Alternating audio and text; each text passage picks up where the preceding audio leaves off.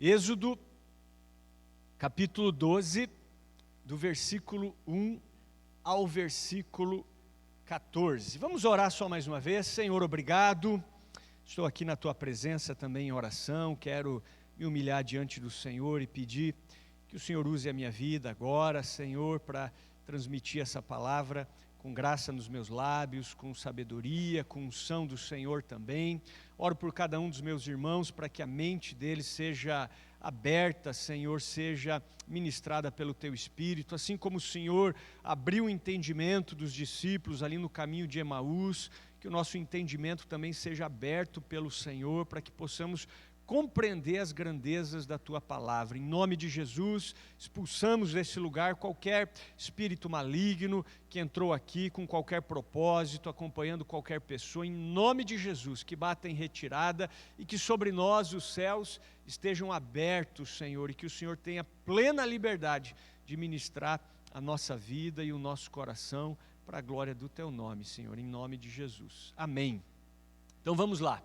Êxodo 12, a partir do versículo 1, diz assim: Então o Senhor disse a Moisés e a Arão no Egito: De agora em diante, este mês será para vocês o primeiro do ano. Anunciem a toda a comunidade de Israel que no 10º dia deste mês, cada família escolherá um cordeiro ou um cabrito para fazer um sacrifício, um animal para cada casa. A família que for pequena demais para comer um animal inteiro, deverá compartilhá-lo com outra família da vizinhança. O animal será dividido de acordo com o número de pessoas e a quantidade que cada um puder comer. O animal escolhido deverá ser um cordeiro ou um cabrito de 1 ano sem defeito algum. Guardem bem o animal escolhido até a tarde do 14º dia do primeiro mês. Nesse dia, toda a comunidade de Israel sacrificará seu cordeiro ou cabrito ao anoitecer.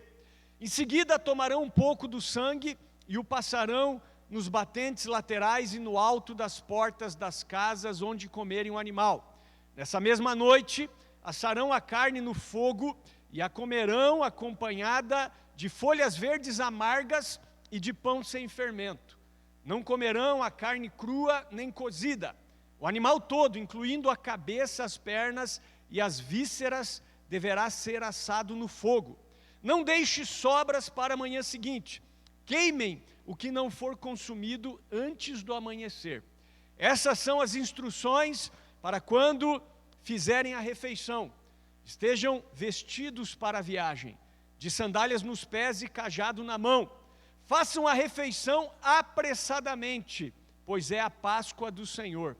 Nessa noite, passarei pela terra do Egito e matarei todos os filhos mais velhos e todos os primeiros machos dentre os animais na terra do Egito.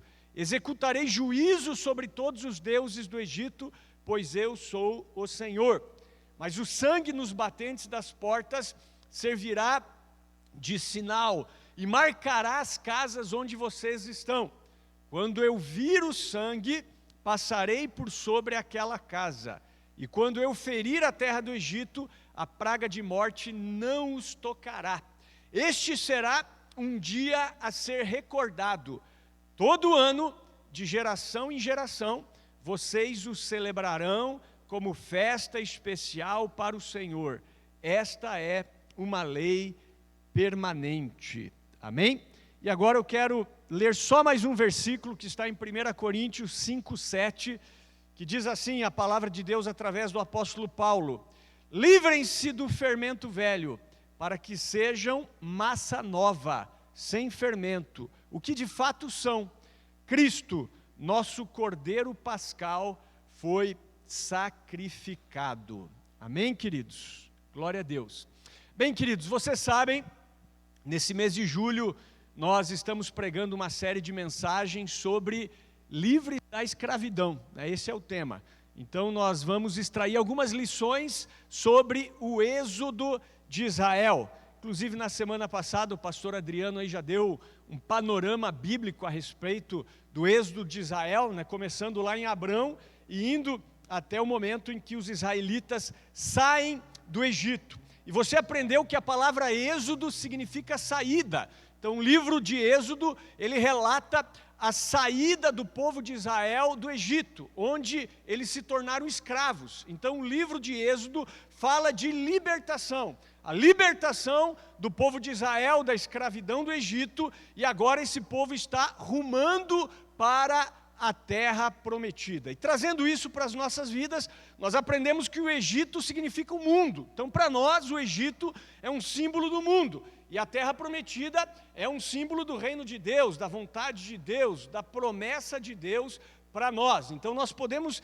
extrair tudo que está em Êxodo e trazer isso para o nosso contexto. E nós aprendemos então que os hebreus, os descendentes ali de Abraão, de Isaac e de Jacó, eles chegaram no Egito por causa de José, e quando eles chegaram no Egito, eles eram 70 pessoas, eles eram uma família, uma grande família. Mas em 430 anos, os hebreus, eles cresceram e eles passaram a ser uma nação de mais de 1 milhão de pessoas. Eram mais de 500 mil homens com mais de 20 anos para cima. Então, contando suas mulheres e seus filhos, alguns calculam 3 milhões de pessoas. Então, em 430 anos, os hebreus deixam de ser uma família e passam a ser uma grande nação. Mas nesse tempo eles passam a ser também oprimidos por Faraó. Um Faraó que não conhecia José começa a escravizar os hebreus. E Deus então se lembra do seu povo, da promessa que fez aos descendentes de Abraão, e Deus levanta um libertador chamado Moisés. E aí tem todo o processo pelo qual Moisés passa, né? Então Moisés viveu 120 anos. E alguns dizem que os primeiros 40 anos de Moisés, Moisés passou pensando que era alguém. Então os primeiros 40 anos de Moisés, ele achava que era alguém. O segundo período de 40 anos, dos 40 aos 80 anos, Moisés passou no deserto, vendo que não era ninguém, né? E os últimos 40 anos de Moisés, dos 80 aos 120 anos, ele passou esse tempo vendo o que Deus faz com ninguém. Amém? Então, os 40 primeiros anos, Moisés achava que era alguém. Dos 40 aos 80, ele viu que ele não era ninguém. E dos 80 aos 120, ele viu o que Deus faz com o ninguém. Então, Deus levanta Moisés, Moisés volta ao Egito, e agora, junto com seu irmão Arão, eles estão diante de Faraó pedindo a libertação do povo, pedindo que Faraó liberte o povo, para que o povo vá ao deserto adorar o Senhor e rume à terra prometida. Mas Faraó diz, não vou libertar o povo. Faraó não queria perder a sua mão de obra escrava, não queria perder aquele povo que trazia benefícios ao Egito. O Egito era uma grande potência naquela época. E então Deus começa a julgar o Egito através das 10 pragas. Então vamos ver se nós lembramos aqui das 10 pragas. Então, primeira praga, Deus ele transforma a água do rio Nilo em sangue, né? Talvez eu não fale assim na ordem certinha. Aí temos a praga das moscas, né? Onde o Egito é atacado por moscas. Temos a praga dos piolhos, né? O Egito foi atacado também por piolhos. Temos a praga da úlcera nos homens e nos animais. Os animais e os homens são feridos com úlcera. Temos a praga da morte também dos animais ali do Egito. Temos a praga da saraiva, né, ali da chuva de granizo, também ferindo ali o Egito e destruindo parte das plantações. Temos também a nuvem de gafanhoto que vem e também destrói grande parte das plantações ali do Egito. E temos também as trevas, né, onde o Egito fica durante um tempo em total escuridão. Se não me engano, falei 9 pragas aqui, posso ter esquecido de alguma. E então chega a 10ª praga. E a 10ª praga foi determinante para que o povo de Israel fosse libertado do Egito. Então Deus liberta esse povo com mão forte. E a 10ª praga está associada à primeira celebração da Páscoa no Egito, que foi o texto que nós acabamos de ler. Qual foi a 10ª praga? Foi a morte dos primogênitos, tanto de homens quanto de animais. Deus disse para Moisés, no dia tal, à meia-noite, o anjo da morte vai passar sobre a terra do Egito e vai matar todo o primogênito, tanto de pessoa quanto de animais no Egito. Então todos os primogênitos, os primeiros filhos, homens mais velhos, e também dos animais, eles irão morrer. Mas vocês vão celebrar uma festa, a Páscoa, para que vocês sejam livres. Então, o que era a Páscoa? Toda a família, ou cada família ali de Israel, deveria pegar um cordeiro ou um cabrito macho sem defeito, imolar esse cordeiro, esse cabrito, derramar o sangue numa bacia, pegar um galho de uma planta chamada isopo, que ia servir como um pincel, passar no sangue e marcar a casa deles, a verga das portas com esse sangue. Aí deveria pegar esse animal e prepará-lo assado, com ervas amargas e também com pães sem fermento, com pães asmos. E toda a família, então, deveria fazer aquela refeição junto. Se a família fosse pequena, eles deveriam pegar, então, uma outra família pequena também, para que o animal fosse consumido por inteiro. Se algo do animal ficasse, deveria ser queimado até a manhã seguinte. E eles deveriam, então, comer a Páscoa apressadamente, com sandália nos pés, com cajado na mão. Trazendo para nós, é como se você comesse a refeição com as malas prontas, porque naquela madrugada, Faraó liberaria o povo para rumar até o deserto, para ir até a terra prometida. E à meia-noite, então, o anjo da morte passou sobre o Egito e matou todos os primogênitos, tanto de homens quanto de animais. Porém, na casa dos hebreus ele passou por cima, ele pulou por cima da casa dos hebreus. Por quê? Porque a casa estava marcada com sangue. Então esse é o significado da palavra Páscoa, tá? Páscoa vem de Pesach, que significa pular, passar por cima. Ou seja, o anjo da morte não entrou na casa dos hebreus, amém? Então, essa é a palavra que nós acabamos de ler. E o tema, então, da mensagem dessa manhã é Páscoa, a nossa libertação, amém? Então, nós vamos falar a respeito da Páscoa, vamos trazer isso para a nossa vida, e vamos ver que assim como Deus libertou o povo de Israel do Egito, Deus também tem promessas de libertação para cada um de nós, amém? Agora, claro, nós também vemos com isso que eu falei, que a Páscoa não tem nada a ver com coelhinho e ovos de chocolate, né, irmãos? Espero que eu não tenha surpreendido você, né, que você já saiba disso, né? Porém, é bom enfatizar isso, né, que tanto o coelhinho quanto os ovos de chocolate, eles são figuras, na verdade, pagãs, que foram introduzidas nessa festa bíblica, tá?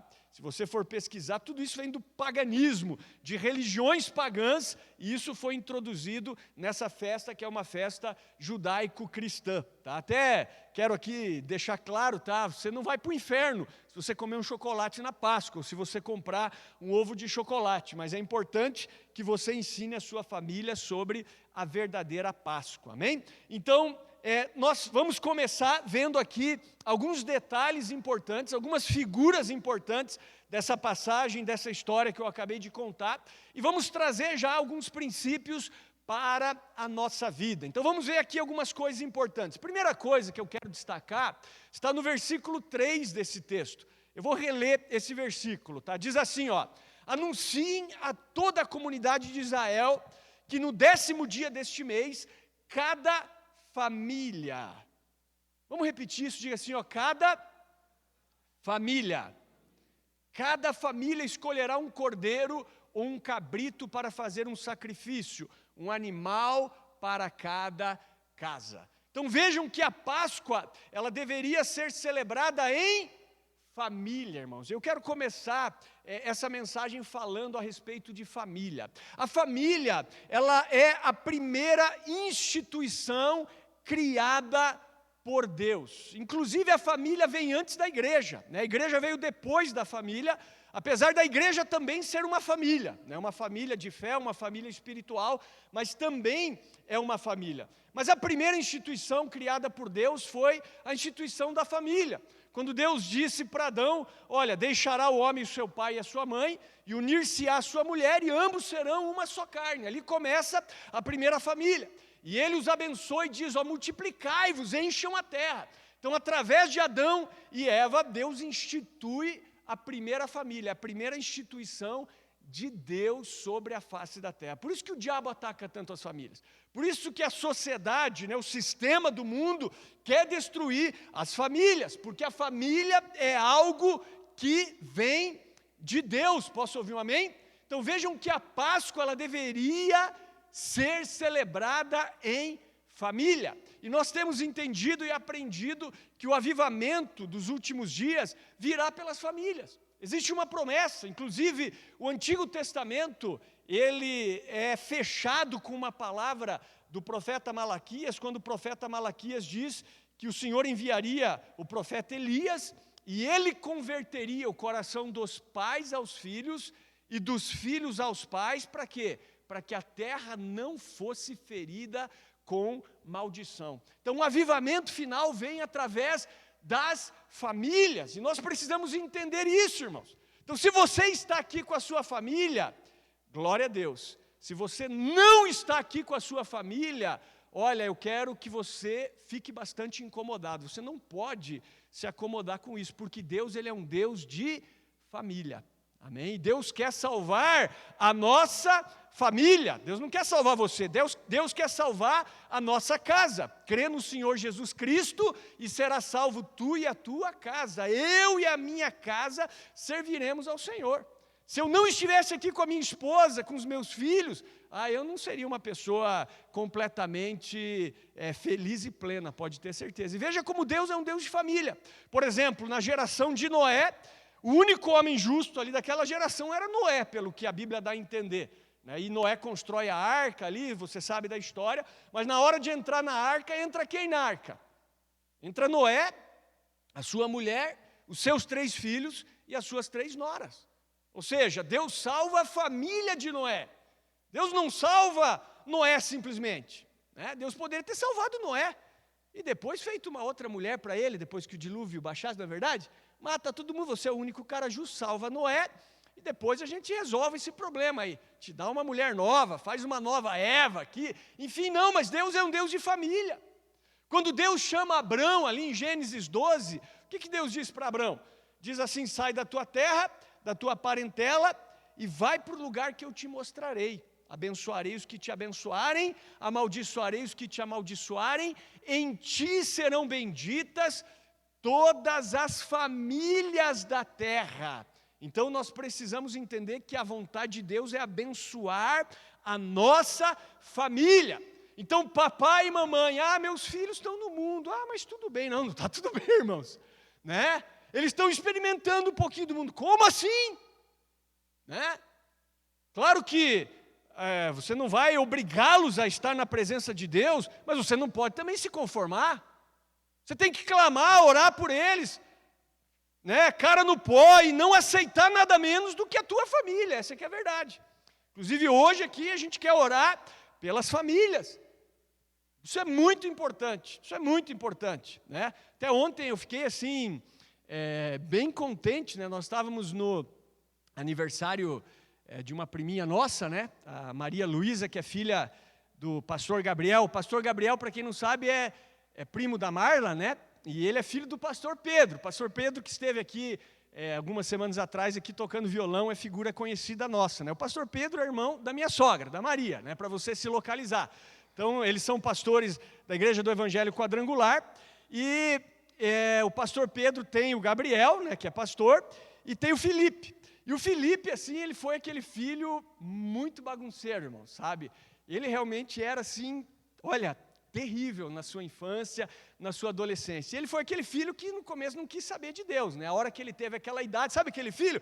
Fez 18 anos, agora não quer mais ir para a igreja, enfim, mundão, fumando, bebendo, fumando maconha e esse tipo de coisa assim, Mas ontem sentamos com ele na mesa e ele contando a experiência dele de voltar a Cristo. Então, há pouco mais de um ano, ele voltou para o Senhor, hoje ele é líder de célula já, e ele começou a contar a última célula dele, e ele fez uma explanação da pregação que ele fez na célula, assim, uns 10 minutos ele falou, e eu fiquei assim, impressionado. Eu fui edificado. Ele falou, olha, eu falei sobre sonhos na minha célula, e eu falei que existem as conspirações, né, contra o sonho. Essas conspirações podem ser externas, podem ser internas. Daí a Marla falou, tipo José, né? Não, citei José. Pode ver que José, quando teve o sonho, primeiro veio a conspiração externa, os irmãos dele. Então muitas vezes a gente conta o nosso sonho, até mesmo a nossa família vai contra o nosso sonho e tal, e começou a falar, e também tem as conspirações internas. E eu fiquei de cara com a maneira que ele explicou para nós, a pregação dele, com as bases assim teológicas que ele usou. Ele foi assim perfeito teologicamente, né? E aí eu bati nas costas dele e disse, quem te viu e quem te vê, hein? Quem que era aquele piá bagunceiro que a gente, olha, né, a gente não sabia o que ia ser da vida, agora líder de célula, pregando a palavra. Eu olhei para o pastor Pedro e falou, que é isso, hein, pastor Pedro? O pastor Pedro falou, esse aí Deus jogou pólvora e acendeu fogo, né? Está no fogo. Olhei para a dona Lazinha e falei, dona Lazinha, valeu a pena as orações, hein? Então, firme, liderando células. Por quê? Porque nós não aceitamos que a nossa família não esteja no Senhor. Essa que é a verdade, né? Então, nós precisamos entender que Deus é um Deus de família e que o avivamento final virá pelas famílias. Então, pense aí em pessoas da sua família que não estão no Senhor. Não se conforme, não se conforme. Não é a vontade de Deus que você esteja aqui sozinho ou sozinha, sem o seu cônjuge, sem os seus filhos, sem os seus pais. Não, a vontade de Deus é que você esteja aqui em família. Posso ouvir um amém? Glória a Deus. Então Deus é um Deus de família. Segunda coisa que a gente pode ver nesse texto aqui relacionado à Páscoa é que o animal deveria ser um cordeiro sem defeito. Então eles deveriam pegar um animal, esse animal não poderia ser coxo, não poderia ser cego, não poderia ser doente, não poderia ter nenhum tipo de praga, de peste no seu pelo. Tinha que ser um cordeiro ou um cabrito perfeito. Por quê? Porque ele apontava para Jesus. Esse cordeiro que era imolado ali no Egito e depois permanentemente, durante todos os anos, na celebração da Páscoa, ele deveria ser sem defeito, porque apontava para Jesus. Vocês devem lembrar que quando Jesus ele inicia o seu ministério, né, antes disso ele é batizado por João Batista no Rio Jordão. E quando João Batista vê Jesus vindo até ele, o que João Batista diz? Eis o Cordeiro de Deus que tira o pecado do mundo. Ou seja, os judeus entenderam o que João Batista estava falando, porque ele estava falando do cordeiro. Opa, o cordeiro lá que nós sacrificamos apontava para esse homem aqui. Então eu quero dizer para vocês que no Antigo Testamento, irmãos, as pessoas eram salvas pela fé também, tá? Assim como nós somos salvos pela fé. Tem pessoas que pensam assim, não, no Antigo Testamento as pessoas eram salvas, né, por obras, através de sacrifícios, enfim, não. Todos eram salvos pela fé. Assim como nós somos salvos pela fé. Deus é o mesmo ontem, hoje e será eternamente. Alguns pensam que existia um Deus do Antigo Testamento e um Deus do Novo Testamento, né? Até conversando com pessoas já me disseram assim, puxa, ainda bem que Deus mudou, né? Que Deus não é mais o Deus do Antigo Testamento, não, Deus não mudou. Existe um princípio bíblico que é a imutabilidade de Deus. Deus não muda. Ele mesmo diz na palavra que eu, o Senhor, não mudo. Então Deus é o mesmo, não é um outro Deus. Muda a aliança, mas não muda o Deus. E no Antigo Testamento as pessoas também eram salvas pela fé. Só que elas eram salvas pelo Cristo que viria. Nós somos salvos pelo Cristo que já veio. Então eles olhavam para frente, nós olhamos para trás. É claro que eles deveriam sacrificar animais, porque aqueles animais apontavam para o Cordeiro de Deus que tira o pecado do mundo. Agora nós não precisamos mais do sangue de animais para nos purificar dos pecados. Por quê? Porque Cristo já morreu de uma vez por todas. Mas esse cordeiro que eles sacrificavam aqui na Páscoa, então era uma representação, uma figura de Jesus, o Cordeiro de Deus que tira o pecado do mundo. Posso ouvir um amém? Está me entendendo aqui? Terceira coisa que nós vemos é o sangue, né? Então eles derramavam o sangue numa bacia e aplicavam o sangue ali nos umbrais, nas vergas da porta das suas casas. E trazendo isso para as nossas vidas, se nós quisermos também ser purificados dos nossos pecados, se nós não quisermos que o anjo da morte, figurativamente falando, nos atinja, nós precisamos ser cobertos pelo sangue de Jesus. Inclusive o apóstolo João, na sua carta, ele diz que se andarmos na luz, assim como ele na luz está, temos comunhão uns com os outros, e o sangue de Jesus Cristo, seu Filho, nos purifica de todo o pecado. Então, o sangue de Jesus é o elemento que nos purifica do pecado. Espiritualmente falando, nós temos essa marca, que é o sangue de Jesus na nossa vida, e nós precisamos aplicar. Veja só, se algum hebreu não cumprisse a palavra de Deus e não aplicasse o sangue na porta da sua casa, o anjo da morte entraria. O anjo da morte não entrou na casa dos hebreus porque o sangue foi aplicado. Não era só crer, era aplicar o sangue. E trazendo para as nossas vidas, nós precisamos também aplicar o sangue do Cordeiro nas nossas vidas. Não literalmente, mas espiritualmente. Pedindo que Deus nos purifique, que Deus nos cubra com o seu sangue. E esse sangue realmente vai ser um sinal espiritualmente de que o anjo da morte não pode tocar nas nossas vidas. De que nós somos separados, de que nós somos propriedade exclusiva de Deus. E eu tenho ensinado isso para algumas pessoas, né? Eu tenho conversado com algumas pessoas e muitas delas, assim, tiveram muitos pactos, né? Por exemplo, vamos pensar até na vida sexual, né, irmãos?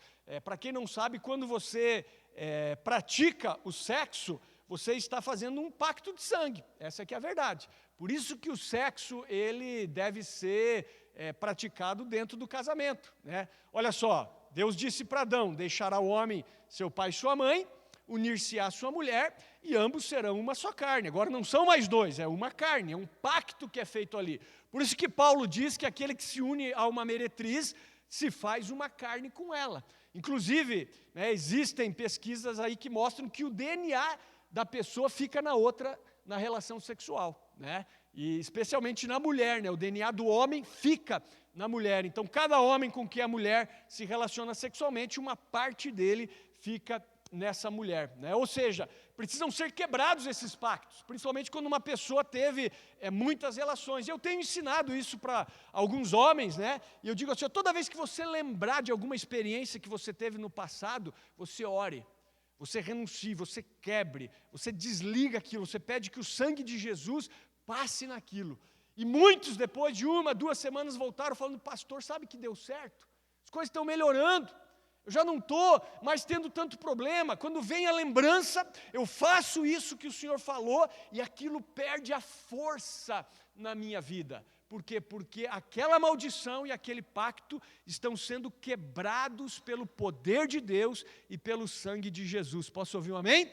Então é por isso que muitos cristãos, às vezes, estão na igreja, aceitaram Jesus, mas não conseguem ter uma vida de triunfo, né? Porque não foram de fato libertos, não aplicaram de fato o sangue de Cristo nas suas vidas. Então o sangue de Cristo é poder de Deus para a nossa libertação, amém? Então comece a aplicar o sangue de Cristo na sua vida.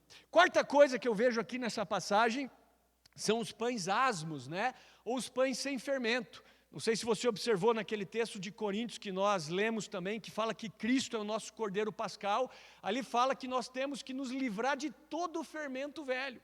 Então, a palavra fermento na Bíblia, ou o próprio fermento na Bíblia, é um símbolo hipotético, está aqui, do pecado. Figurativamente, representa o pecado, representa também a hipocrisia. Lembra que Jesus, quando ele falava para os discípulos, ele disse assim: acautelai-vos do fermento dos fariseus.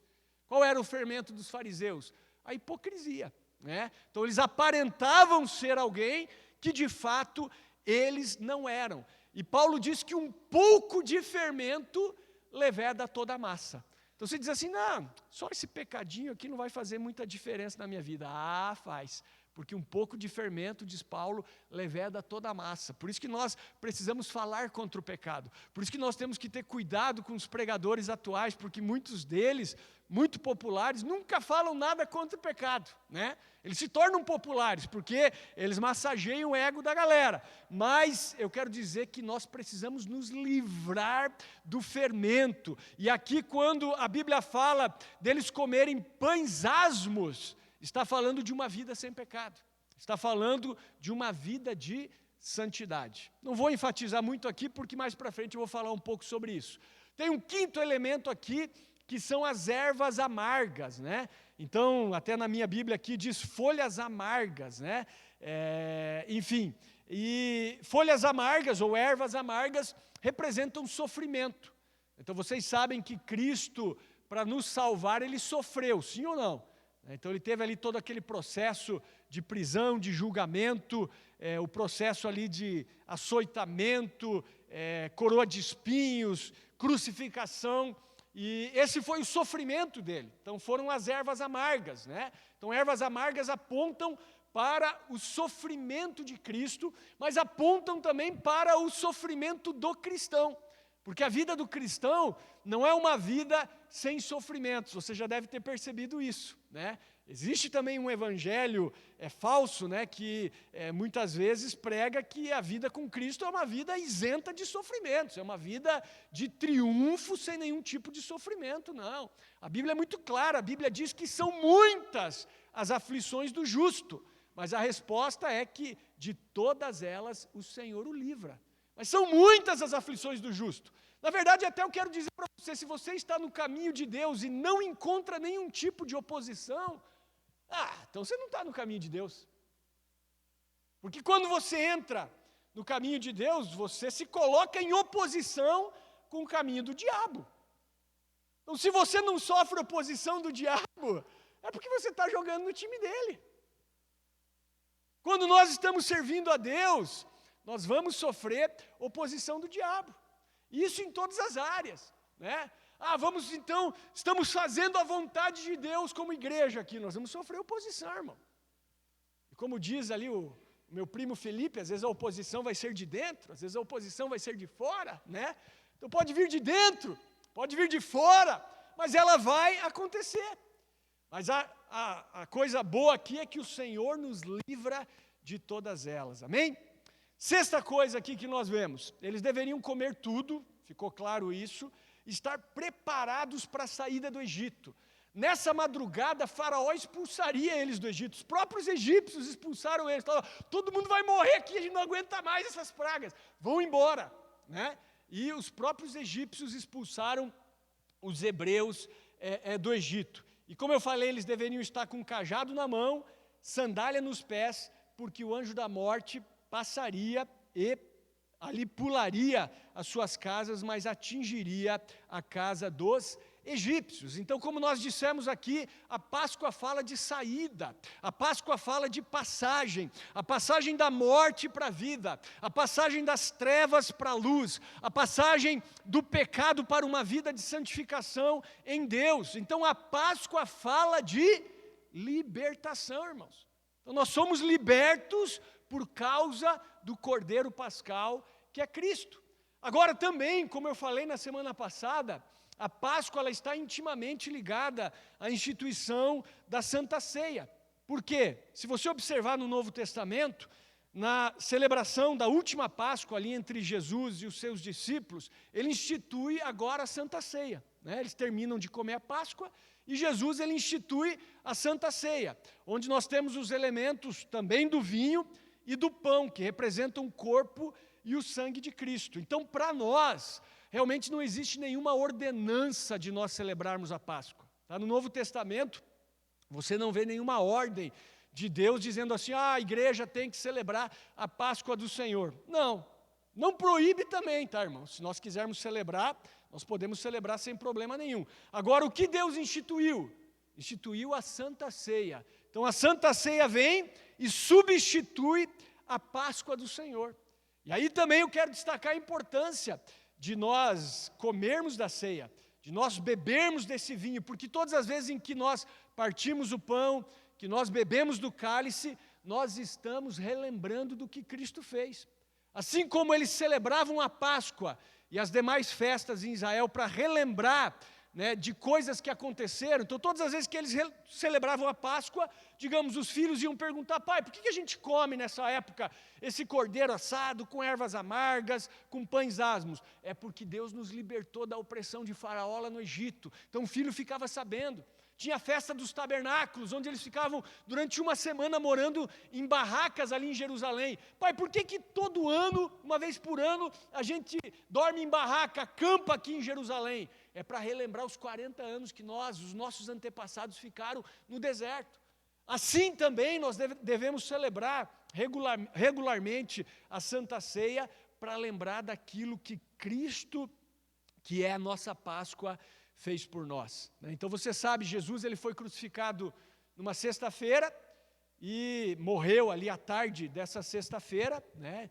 É o que nós chamamos muitas vezes aí de Sexta-feira Santa, e no domingo pela manhã, no terceiro dia, ele ressuscita, vencendo a morte e o inferno de maneira total e completa. Então os elementos da Páscoa nada tem a ver, repito, com chocolate ou ovos, mas tem a ver com a morte e a ressurreição do Senhor Jesus Cristo. Então é isso que esse texto de Êxodo capítulo 12 nos mostra e aponta para o sacrifício de Cristo, que é o nosso Cordeiro Pascal. Posso ouvir um amém? Então Cristo morreu para nos libertar, para nos transportar do império das trevas para o reino do Filho do seu amor.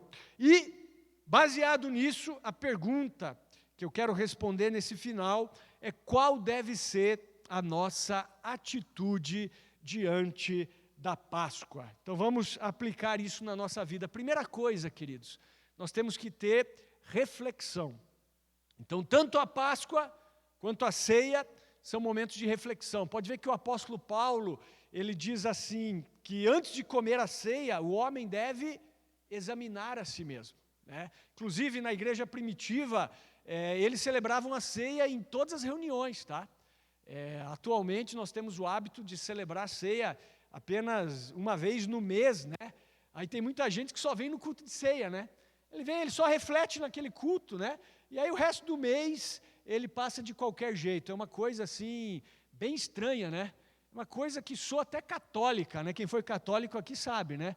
A gente pensava assim, eu vou lá na missa no domingo e beleza, depois eu vivo o resto da semana do jeito que eu quero, o importante é que eu fui na missa, né? Como se eu celebrar a ceia aqui fosse uma garantia de que eu estou agradando a Deus. Não, nós temos que nos examinar e refletir continuamente. Nós temos que nos julgar, olhar para dentro de nós e fazer sempre uma autorreflexão, porque se nós julgarmos a nós mesmos, nós não seremos julgados pelo Senhor, porque nós estamos nos analisando. Tá? Então a Páscoa e a ceia aponta para a reflexão, né? O momento mais importante da história da humanidade, o momento do nosso resgate, o preço que Jesus pagou para nos libertar do Egito e nos transportar para o seu reino. Inclusive tem um texto que diz: porque no outro tempo erais trevas, mas agora sois luz no Senhor, andai como filhos da luz. Então, primeira coisa, reflexão. Segunda coisa, celebração, irmãos, né? Então, quando nós lemos textos como esse da Páscoa, é um tempo de celebração, de comemoração. Por quê? Porque foi através disso que o Senhor nos libertou. Amém? E aí eu sei que pode surgir alguma pulguinha atrás da tua orelha, mas e para os egípcios? Para os egípcios foi julgamento mesmo, irmãos. Deus é um assassino, matou os filhos dos egípcios ali, né? Todo primogênito. Não, Deus não é assassino porque ele tira a vida de alguém. Deus é criador, ele é autor da vida. E Deus ele pode tirar a vida de quem ele quiser. Existe uma diferença entre ser assassino e tirar a vida, sabia disso ou não? A Bíblia deixa isso muito claro. Você pode tirar a vida de alguém e não ser um assassino, sabia disso? Digamos que um bandido entre na tua casa, está armado, ameaçando você e sua família, ameaçando abusar e estuprar teus filhos e tua esposa. Se você conseguir matar esse cara, aí você é herói, você não é assassino. Você tirou a vida de alguém, né? Não quer dizer que você é assassino. Assassinar é você matar alguém inocente. Aí sim, isso é um assassinato. É claro que se você fizer isso, né, você está ferrado, né, irmão? Porque pelas leis de hoje você vai responder a vida inteira, né? Até provar que focinho de porco não é tomada é grave, né? Um policial hoje que tira a vida de um bandido para salvar civis, ele às vezes sofre um monte, né? Quanto mais nós, mas existe essa diferença, tá? Então Deus ele não é assassino por tirar a vida de ninguém. Deus, como autor da vida, Ele dá vida para quem Ele quer. E Ele tira a vida de quem Ele quer. Então, a Páscoa aponta para a celebração, para a comemoração. Então, a Bíblia diz, celebrai com júbilo ao Senhor todos os moradores da terra. Amém? Então, nós devemos celebrar a nossa libertação. Então, nós vemos que, até no momento ali da Páscoa de Jesus com os discípulos, e após celebrarem ali a Santa Ceia, o que eles fizeram? Eles cantaram um hino, eles celebraram o Senhor e depois eles foram para o Monte das Oliveiras. Então, antes de sofrer, Jesus celebrou. Jesus era o cara. Pode ver como Jesus não sofria por antecipação, ele sabia que dali a algumas horas ele passaria por todo aquele martírio, enfim, pela situação ali, pela via crucis, digamos assim. Mas ele estava celebrando com os discípulos, ele deixou para sofrer na hora certa. Na hora que ele sai daquele momento, que era um momento de celebração, agora ele vai para o Monte das Oliveiras e ali começa o seu sofrimento. Nós temos que aprender muito com Jesus, porque um dos problemas das pessoas é o sofrimento por antecipação, é a ansiedade, sofre por coisas que não deveriam sofrer, As pessoas sofrem, falam, mas por que você está sofrendo? Não tem nem motivo, Como já foi dito aqui, é comprovado, mais de 90% da nossa ansiedade, da nossa preocupação não se concretiza. Então a gente sofre de maneira desnecessária, deixe para sofrer por aquilo que é necessário mesmo. Jesus é um grande exemplo nesse sentido. Terceira coisa aqui que a gente pode falar, e eu já pincelei, é a questão da santificação. Então nós vimos que o sangue é uma figura de pureza, de santificação. Os pães sem fermento apontam para uma vida sem pecado. E nós vimos que o sangue de Jesus nos purifica de todo pecado. Mas não para por aí, olha só, mais 2 versículos aqui a respeito do sangue. Diz assim um versículo, porque isto é o meu sangue. Jesus falando na Santa Ceia.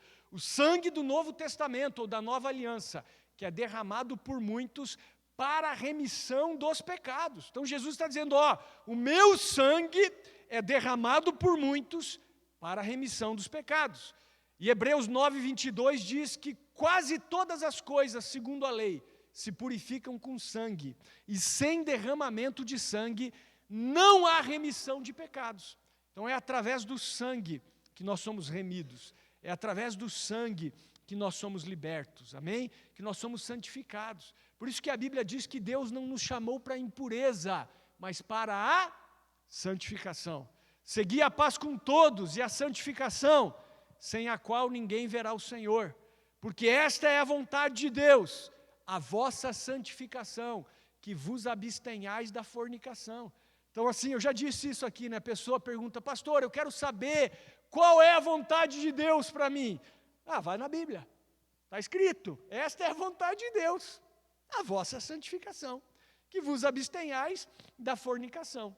Aqui a fornicação vem do grego porneia, que significa todo tipo de imoralidade sexual, ou seja, nós não fomos criados para esse tipo de prática, mas para a santificação. Então Jesus morreu, deu a sua vida para nos salvar, mas também para nos santificar. Sem santificação, ninguém verá o Senhor. E para finalizar, a quarta coisa que eu vejo aqui nessa passagem, que é uma aplicação prática para nós, é a confissão. Então nós sabemos da importância da confissão para que nós sejamos perdoados. Então, por exemplo, Davi no Salmo 32, ele diz assim, confessei-te o meu pecado, e a minha maldade não encobri. Dizia eu, confessarei ao Senhor as minhas transgressões, e tu perdoaste a maldade do meu pecado. 1 João 1,9, se confessarmos os nossos pecados, Ele é fiel e justo para nos perdoar os pecados e nos purificar de toda a injustiça. Amém? Então, não somente confissão de pecados, irmãos, mas a confissão também do senhorio de Cristo. Jesus, ele disse assim, que qualquer que me confessar diante dos homens, eu o confessarei diante de meu Pai que está nos céus. Amém? Então, a confissão. Então, o que eu vejo aqui nessa passagem, concluindo? Que a Páscoa, ela fala de libertação. A Páscoa está ali associada à 10ª praga do Egito, quando, de fato, os hebreus eles foram libertos. Faraó os liberou para irem ao deserto. Então fala de vitória em Cristo, fala de sacrifício, e essas 4 coisas são importantes para nós. Reflexão, eu quero que você reflita nisso. Celebração, né, isso traz alegria ao nosso coração. Santificação, e associado ali à santificação, a confissão. Amém? Tanto a confissão de pecados, quanto a confissão da nossa fé, a confissão do senhorio de Cristo nas nossas vidas. Amém? Vamos ficar de pé. Glória a Deus.